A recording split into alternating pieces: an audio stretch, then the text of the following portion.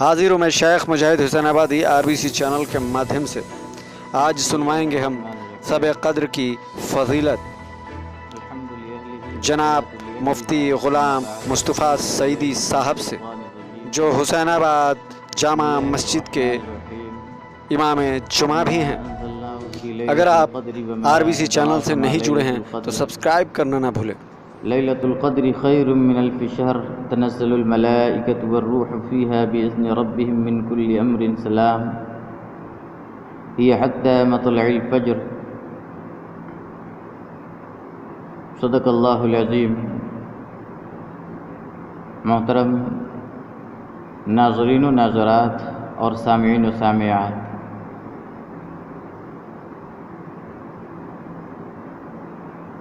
اللہ رب العزت کا فضل و احسان ہے کہ اس نے ہمیں رمضان المبارک جیسی عظیم دولت عطا فرمایا۔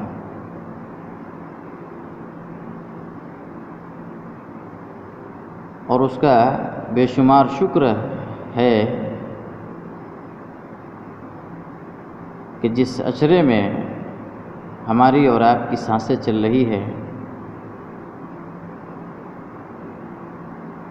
وہ عشرہ اتنا اہم ہے کہ ہمارے اور آپ کے نبی سید کل جناب محمد رسول اللہ صلی اللہ علیہ وآلہ وسلم نے اس عشرے کو جہنم سے آزادی کا عشرہ قرار دیا ہے۔ پہلے عشرے کے بارے میں آپ نے فرمایا اولہ رحمہ، رحمت کا عشرہ، پہلا عشرہ، پہلے 10 دن۔ اور دوسرے عشرے کے بارے میں آپ نے فرمایا وَأَوْسَطُهُ مغفرہ، مغفرت کا عشرہ۔ اور تیسرے عشرے کے بارے میں فرمایا کہ جہنم سے آزادی کا عشرہ ہے۔ تو جہنم سے آزادی کے عشرے میں ہم اور آپ اپنی سانسیں لے رہے ہیں۔ اس عشرے کی جو خصوصی عبادت ہے، ہم اور آپ جانتے ہیں کہ اللہ رب العزت نے خاص الخاص جو عنایت فرمایا اس مہینے میں، جو نعمت کی شکل میں، وہ ہے لیلۃ القدر۔ اور یہ ایسی نعمت ہے کہ اللہ رب العزت نے اپنے حبیب صلی اللہ علیہ وآلہ وسلم پر اور ان کے بطفیل اس امت محمد کو یہ دولت عطا فرمائی ہے۔ اس کے علاوہ کسی اور کو یہ نعمت نہیں ملی ہے۔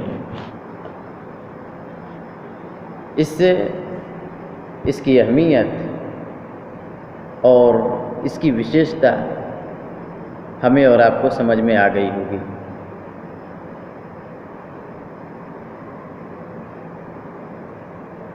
اس سے بڑھ کر اور کیا ہو سکتا ہے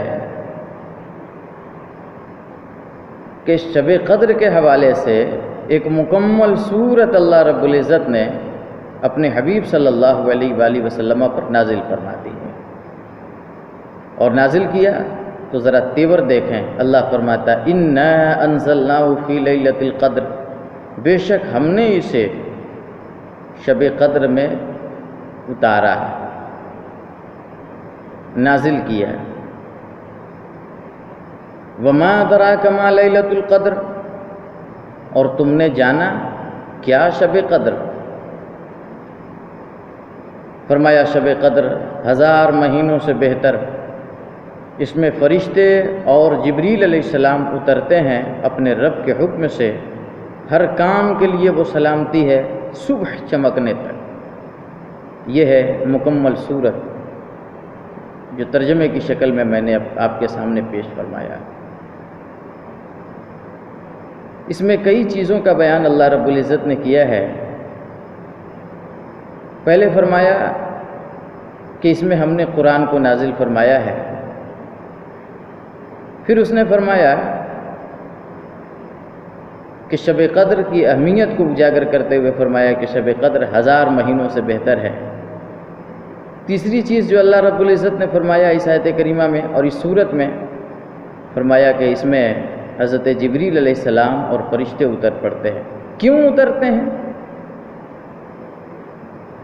اس کے لیے میں آپ کو وہاں لے کے جانا چاہتا ہوں کہ حضرت آدم علیہ السلام اس کی تخلیق ابھی ہوئی نہیں، اللہ رب العزت نے ارادہ فرمایا۔ فرشتوں کی جماعت سے اللہ رب العزت نے فرمایا، فرشتوں انی جاعل فی الارض خلیفہ، میں زمین میں خلیفہ بنانے والا ہوں۔ فرشتوں نے جواب دیا ہے، اے مالک، ہم تیری تسبیح کرتے ہیں اور تیری تقدیس کرتے ہیں، اور جو تو آدمی بنائے گا نا وہ زمین میں قتل کریں گے، وہ فساد کریں گے، جھگڑا کریں گے، خونریزیاں کریں گے۔ اللہ رب العزت نے فرمایا، انی اعلم ما لا تعلمون، جو میں جانتا ہوں اے فرشتوں کی جماعت وہ تم نہیں جانتے۔ اللہ رب العزت اس مقدس حشرے میں اور خاص کر شب قدر میں اللہ رب العزت فرشتوں کی ٹیم کو بھیجتا ہے۔ حضرت جبریل علیہ السلام اس کی قیادت کرتے ہوئے چلے آتے ہیں، اور اتنی سنکھیا اور اتنی تعداد میں وہ آتے ہیں کہ علماء لکھتے ہیں کہ تمام کی تمام روئے زمین جو ہے وہ تنگ پڑ جاتی ہے، گلیاں تنگ ہو جاتی ہے، راستے تنگ ہو جاتے ہیں، سڑکیں تنگ ہو جاتی ہیں۔ علماء لغت قدر کا ایک معنی تنگی بھی بتاتے ہیں، تو لیلۃ القدر کا معنی کیا ہوگا؟ تنگی والی رات۔ اتنی کثیر تعداد میں اور اتنی زیادہ سنکھیا میں فرشتے اترتے ہیں کہ زمین جو ہے وہ تنگ پڑ جاتی ہے۔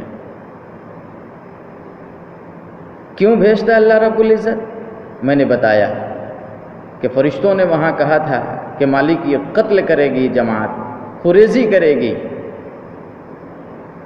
سو ہم تیری تسبیح کر رہے ہیں۔ اللہ رب العزت اب یہاں بھیجتا ہے فرشتوں کی ٹیم کو کہ جاؤ اتر کے دیکھو اور اپنی نورانی آنکھوں سے ذرا دیکھو، کیا یہ انسانوں کی جماعت اور مجھے ماننے والی جو جماعت ہے وہ کیا کر رہی ہے؟ خونریزی کر رہی ہے، قتل میں مشغول ہے، تلواریں چلا رہی ہے۔ فرشتے آتے ہیں، وہ دیکھتے ہیں، یہاں تک کہ علماء کہتے ہیں کہ شب قدر میں عبادت کرنے والے لوگوں سے فرشتوں کی جماعت وہ تو مصافحہ کرتی ہے باضابطہ، اور جس سے مصافحہ کرے علماء لکھتے ہیں کہ اس آدمی کا دل نرم ہو جاتا ہے، نرم ہو جاتا ہے۔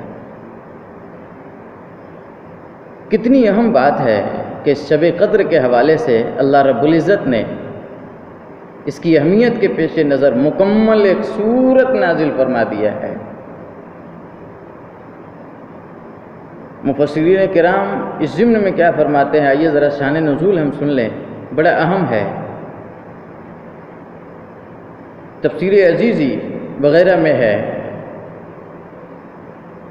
کہ جب ہمارے آقا حضرت محمد صلی اللہ علیہ وآلہ وسلم نے سابقہ انبیاء یعنی جو پچھلے نبی گزر چکے ہیں، سابقہ انبیاء علیہ السلام کی امتوں کی طویل عمریں، کیونکہ جو پچھلے نبی گزرے ہیں ان کی امتوں کی جو عمر آپ دیکھیں گے اور لسٹ دیکھیں گے، بڑی اچھی خاصی عمر لے کے وہ آتے تھے۔ اللہ رب العزت نے انہیں عمر عطا فرمایا، بڑی طویل عمر انہیں عطا فرمایا۔ اور اس امت جو یہ امت محمد ہے، علامہ ابن حمام رحمۃ اللہ علیہ نے ایک حدیث نقل فرمائی ہے جس کا مفہوم یہ ہے کہ میری امت کی عمر جو ہے وہ 60 اور 70 کے درمیان ہے۔ تو ظاہر سی بات ہے 60 اور 70 جس میں کھانا اور پینا بھی ہے، عبادت بھی ہے، اور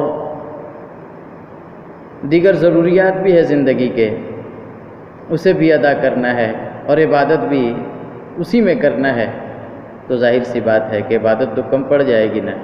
اور جب عبادت کم پڑے گی تو آپ جانتے ہیں کہ جو پچھلے نبی کی امت ہے ان کی عمر زیادہ تھی، وہ عبادت کریں گے تو عبادت کے معاملے میں اس امت سے آگے بڑھ جائیں گے۔ ہمارے اور آپ کے نبی صلی اللہ علیہ وسلم نے اپنی امت کی قلیل عمر کو جب ملاحظہ فرمایا تو سرکار کا دل جو ہے وہ شفقت سے بھر آیا۔ آپ بڑی رنجیدہ ہو گئے کہ میری امت کے لوگ اگر خوب خوب نیکیاں کریں جب بھی ان کی برابری نہیں کر سکیں گے، پچھلی امتوں کی برابری کبھی نہیں کر سکیں گے۔ چنانچہ اللہ رب العزت کی رحمت جوش پر آئی اور اس نے پیارے حبیب صلی اللہ علیہ وسلم کو شب قدر جیسی عظیم دولت سے مالا مال فرما دیا۔ سورہ قدر کا شان نزول بیان کرتے ہوئے بعض مفسرین کرام نے بڑی اہم حدیث نقل فرمائی اور ایمان افروز بھی ہے۔ ان کا خلاصہ میں آپ کے سامنے رکھتا ہوں۔ ہمارے آقا صلی اللہ علیہ وآلہ وسلم نے ایک بار صحابہ کرام رضوان اللہ تعالی علیہ مجمعین کے سامنے بنی اسرائیل کے ایک ولی حضرت شمعون رحمۃ اللہ علیہ کا ذکر خیر کرتے ہوئے فرمایا کہ حضرت شمعون رحمۃ اللہ علیہ نے 1000 مہینے اس طرح عبادت کی کہ رات کو قیام کیا اور دن کو روزہ رکھا۔ رات کو قیام بھی ہے، دن کو روزہ بھی ہے۔ اس کے ساتھ ساتھ اللہ کی راہ میں کفار کے ساتھ جہاد بھی کرتے رہے۔ وہ اس قدر طاقتور تھے، ان کی طاقت کا اندازہ ذرا لگائیں۔ اللہ کے نبی سید عالم صلی اللہ علیہ وآلہ وسلم فرماتے ہیں کہ لوہے کی وزنی اور مضبوط زنجیروں کو اپنے ہاتھوں سے توڑ ڈالتے تھے۔ کفار ناہنجار نے جب دیکھا کہ حضرت شمعون پر کوئی حربہ کارگر نہیں ہوتا ہے تو باہم مشورہ کرنے کے بعد آپس میں مشورہ کیا۔ مشورہ کرنے کے بعد اس نتیجے پر پہنچے کہ بہت سارے مال اور دولت کا لالچ دے کر حضرت شمعون رحمۃ اللہ علیہ کی زوجہ کو اس بات پر آمادہ کیا کہ کسی رات نیند کی حالت میں پائے تو انہیں نہایت مضبوط رسیوں سے خوب اچھی طرح جکڑ دے اور جکڑ کر ان کے حوالے کر دے۔ چنانچہ بیوی نے ایسا ہی کیا۔ جب آپ بیدار ہوئے، حضرت شمعون رحمۃ اللہ علیہ ایک جھٹکے میں اس رسی کو توڑ ڈالا آپ نے پھر پوچھا کہ یہ کس نے کیا ہے؟ تو ان کی اہلیہ نے جو جواب دیا، بڑی عیاری کے ساتھ جواب دیا کہ حضور والا، میں تو آپ کو آزما رہی تھی کہ کس قدر آپ طاقتور ہیں اور رسی کے قید سے اپنے آپ کو آزاد کس طریقے سے کرتے ہیں۔ سو معاملہ ختم ہوا۔ دوسری رات لوہے کی زنجیروں سے اس نے جکڑا ہے۔ حضرت شمعون رحمۃ اللہ علیہ چونکہ بڑے طاقتور تھے، ایک جھٹکے میں پھر آپ نے لوہے کی زنجیروں کو الگ الگ کر دیا اور توڑ ڈالا۔ بیوی بڑی متحیر ہوئی۔ پھر آپ نے پوچھا کہ یہ بتاؤ یہ کس نے کیا تھا؟ تو اس نے جو جواب دیا، بڑی چالاکی سے پھر جواب دیا کہ حضور اس مرتبہ میں دیکھ رہی تھی کہ آپ لوہے سے کیسے آزاد ہوتے ہیں۔ بات رفع دفع ہو گئی، لیکن بیوی مسلسل طاق میں رہی اور ہمت نہیں ہاری۔ اس انتظار میں رہی کہ کب آپ پر نیند کا غلبہ طاری ہوتا ہے کہ میں ان کو باندھ سکوں۔ آخر کار ایک موقع مل ہی گیا، لہذا جب آپ پر نیند کا غلبہ ہوا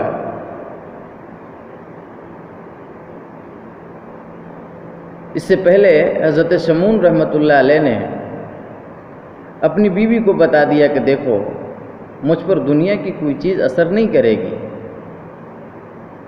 لوہے سے تم نے دیکھا میں آزاد ہو گیا، رسیوں کو میں نے توڑ دیا، ہاں میرے سر کے بال، جب اشارہ کیا نا تو عورت سمجھ گئی کہ وہ معاملہ یہ ہے کہ اگر ان کے سر کے بال باندھ دیے جائے تو یہ کمزور پڑ جائیں گے۔ دنیا کی محبت نے تو اس عورت کو تو اندھا کر دیا تھا۔ موقع پایا، جیسے آپ سوئے، آپ ہی کے ان 8 گیسوؤں سے جو بال مبارک آپ کے تھے، اس کی لمبائی جو ہے بتائی جاتی ہے کہ زمین تک تھی۔ سر کے جو بال تھے وہ 8 گیسو تھے۔ سو اسی 8 گیسوؤں سے ان کی بیوی نے حضرت شمعون رحمۃ اللہ علیہ کو باندھ دیا۔ آپ کی جب آنکھ کھلی ہے بڑا زور لگایا، مگر ساری کی ساری محنت رائے گئی۔ دنیا کی دولت کے نشے میں بدمست بیوی نے اپنے نیک اور پارسا شوہر کو دشمنوں کے حوالے کر دیا۔ کفار بد اتوار نے حضرت شمعون رحمۃ اللہ علیہ کو ایک ستون سے باندھ دیا اور انتہائی بے دردی اور شفاقی کا مظاہرہ کرتے ہوئے ان کے ناک کاٹے، کان کاٹ دیے اور آنکھیں نکال لی۔ اپنے ولی کامل کی بے کسی پر اللہ رب العزت کی غیرت کو بڑا جوش آیا۔ قہر قہار اور غضب جبار نے ظالم کافروں کو زمین کے اندر دھنسایا، اور دنیا کے لالچ میں آ کر بے وفائی کرنے والی اس بدنصیب بیوی پر قہر خدا بندی کی بجلی گر گئی اور وہ وہیں خاکستر ہو گئی، جل کر راکھ ہو گئی۔ صحابہ کرام رضوان اللہ تعالی مجمعین کے سامنے جب سرکار دو عالم صلی اللہ علیہ وسلم نے حضرت شمون رحمۃ اللہ علیہ کی عبادات، جہاد اور تکالیف و مصائب کا تذکرہ سنایا نا، صحابہ کو سنایا جب سرکار دو عالم صلی اللہ علیہ وسلم نے، تو حضرت شمون پر بڑا رشک آیا، صحابہ کرام رضوان اللہ تعالی مجمعین پر۔ دیکھیں، ایک چیز ہوتی ہے حسد اور ایک چیز ہوتی ہے رشک۔ انہیں رشک آیا اور ماہ نبوت آقا رحمت صلی اللہ علیہ وآلہ وسلم کی خدمت بابرکت میں صحابہ عرض کرنے لگے، یا رسول اللہ صلی اللہ علیہ وسلم، ہمیں تو بہت تھوڑی عمر ملی ہے، اس میں بھی کچھ حصہ نیند میں گزر جاتا ہے، تو کچھ طلب معاش میں، کچھ روزی کمانا بھی ہے، کھانے پکانے میں بھی کچھ زندگی گزر جاتی ہے، اور دیگر امور دنیاوی میں بھی ہمارا کچھ نہ کچھ وقت صرف ہو جاتا ہے، لہٰذا ہم تو حضرت شمون کی طرح عبادت نہیں کر سکتے، اور جب عبادت نہیں کر سکتے تو یوں بنو اسرائیل تو ہم سے عبادت میں آگے بڑھ جائیں گے۔ امت کے غمخوار نبی یہ سن کر بڑے غمگین ہوئے۔ اسی وقت حضرت سیدنا جبریل علیہ السلام حاضر خدمت ہوئے اور اللہ کی جانب سے سورہ قدر پیش کی، اور تسلی دی گئی اللہ کے نبی صلی اللہ علیہ وسلم کو کہ پیارے حبیب، آپ رنجیدہ نہ ہوں، آپ کی امت کو ہم نے ہر سال میں ایک ایسی رات عنایت فرما دی ہے کہ اگر وہ اس رات میں میری عبادت کریں گے تو حضرت شمون رحمۃ اللہ علیہ کے 1000 ماہ کی عبادت سے بھی آگے بڑھ جائیں گے۔ یہ ہے شان نزول۔ محترم سامعین و سامعات، میں نے جو ابھی آپ کے سامنے شان نزول رکھا ہے، اس سے کیا سمجھ میں آتا ہے؟ اس سے ایک درس تو ہمیں یہ ملتا ہے کہ ولی کامل کی بے عزتی ہمیں نہیں کرنی چاہیے، اور انہیں تکلیف نہیں دینا چاہیے، زبان سے ہو، چاہے دل سے ہو، چاہے قلم سے ہو۔ اور دوسری چیز یہ ہے کہ اللہ تبارک و تعالی اپنے حبیب صلی اللہ علیہ وسلم سے بڑی پیار فرماتا ہے، اور ان کے بدوفعل اس امت سے بڑی پیار فرماتا ہے۔ تو اس رات میں ہم کریں کیا؟ بڑی واضح حدیث ہے اس سلسلے میں، حضرت عائشہ صدیقہ رضی اللہ تعالی عنہا کی، جسے بخاری شریف میں نقل کیا گیا ہے۔ حضرت عائشہ رضی اللہ عنہا فرماتی ہیں کہ اللہ کے رسول صلی اللہ علیہ وسلم نے فرمایا، تحروا لیلۃ القدر فی الوتر من العشر الاواخر من رمضان، کہ رمضان کے آخری جو 10 تاخراتے ہیں، آخری جو تاخراتے ہیں 10 دن ہیں، اور 10 دن میں جو تاخراتے ہیں تم ان میں شب قدر کو تلاش کرو، اور جب مل جائے اس کی علامت باضابطہ علماء کرام نے اپنی کتابوں کے اندر نقل کی ہے۔ میں پڑھ رہا تھا شارح بخاری حضرت مفتی شریف الحق امجدی رحمۃ اللہ علیہ کو، اور ان کی کتاب کو پڑھ رہا تھا، تو کچھ نشانیاں انہوں نے حضرت علامہ عبدالحق محدث دہلوی رحمۃ اللہ علیہ کے حوالے سے نقل کی ہے۔ ایک خاص نشانی میں آپ کو بتاتا ہوں کتابوں کی روشنی میں، کہ یہ جو شب قدر ہے اس میں جو رات ہوتی ہے بڑی معتدل ہوتی ہے، نہ بہت زیادہ سرد ہوتی ہے، نہ بہت زیادہ اس رات میں گرمی ہوتی ہے، معتدل ہوتی ہے۔ اور طاق رات میں اگر بارش ہو جائے تو یاد رکھ لیں، علماء لکھتے ہیں کہ پھر وہی شب قدر ہے۔ ہمیں اور آپ کو جڑ جانا چاہیے، اور اس رات میں جگ کر شب بیداری کر کے اللہ رب العزت کی تعریف کر کے اور نمازیں ادا کر کے دعائیں کر کے اللہ رب العزت کی رضا حاصل کرنی چاہیے، اور اس نعمت کی ہمیں قدر کرنی چاہیے۔ کوشش یہ کریں کہ جو آخری طاق راتیں ہیں 21 ہیں، 23 ہیں، 25، 27، 29، یہ 5 راتیں جو ہیں، اس 5 رات میں ہم اور آپ تھوڑی شب بیداری کر لیں، ہو سکے تو جو وظائف بتائے گئے ہیں، اور وظائف میں بھی وہ حدیث شریف میں آتا ہے، جامعہ ترمذی کی روایت ہے کہ ام المومنین حضرت عائشہ صدیقہ رضی اللہ تعالیٰ عنہ فرماتی ہیں کہ میں نے حضور اکرم صلی اللہ علیہ وآلہ وسلم سے فرمایا، پوچھا میں نے، ارأیت ان علمت ای لیلۃ لیلۃ القدر، اے اللہ کے نبی صلی اللہ علیہ وسلم، اگر میں شب قدر کو پا لوں تو پھر کیا پڑھوں، کیا کروں میں؟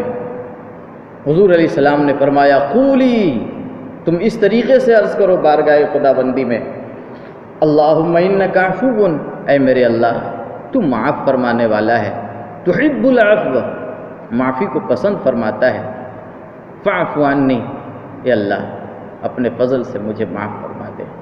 یہ دعائیں ہیں۔ نوافل انشاءاللہ الرحمن اگلی نشست میں میں آپ کی بارگاہ میں پیش کروں گا۔ اللہ تعالیٰ کی بارگاہ میں دعا کیجیے کہ اللہ تعالیٰ کورونا وائرس جیسی عظیم مہاماری سے ہم سب کو اپنے حفظ و امان میں لے لے، اور ہم سب سے راضی ہو کر اس قہر کو اللہ رب العزت اٹھا لے، آمین، بجاہ النبی الامین، وآخر دعوانا ان الحمد للہ رب العالمین۔ السلام علیکم ورحمۃ اللہ وبرکاتہ۔